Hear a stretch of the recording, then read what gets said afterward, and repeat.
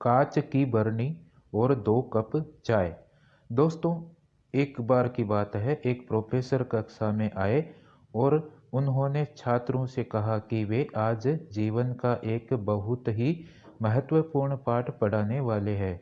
उन्होंने अपने साथ लाई एक कांच की बड़ी बरनी टेबल पर रखा और उसमें टेबल टेनिस की गेंदें डालने लगे और तब तक डालते रहे जब तक कि उसमें एक और गेंद समाने की जगह नहीं बची। उन्होंने छात्रों से पूछा, क्या बरनी पूरी भर गई? हाँ, आवाज आई। फिर प्रोफेसर साहब ने छोटे छोटे कंकर उसमें भरने शुरू किए। धीरे धीरे बरनी को हिलाया तो काफी सारे कंकर उसमें जहां जगह खाली थी समा गए।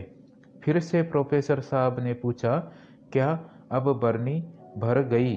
छात्रों ने एक बार फिर जोर से हाँ कहा। अब प्रोफेसर साहब ने रेत की थैली उठाई और हौले हौले उस बरनी में रेत डालना शुरू किया।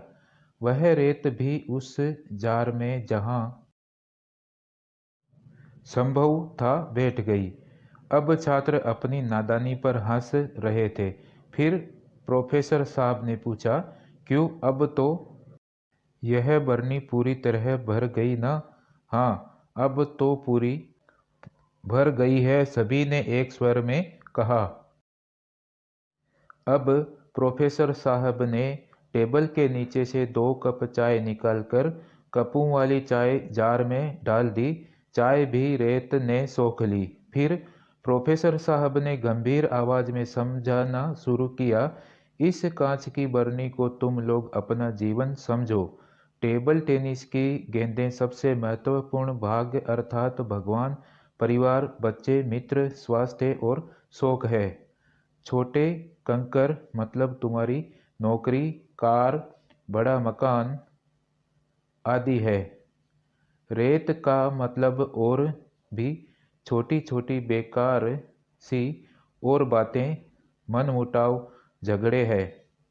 अब यदि तुमने कांच की बरनी में सबसे पहले रेत भरी होती तो टेबल टेनिस की गेंदों और कंकरों के लिए जगह ही नहीं बचती, या कंकर भर दिए होते तो गेंदें नहीं भर पाते, रेत जरूर आ सकती थी।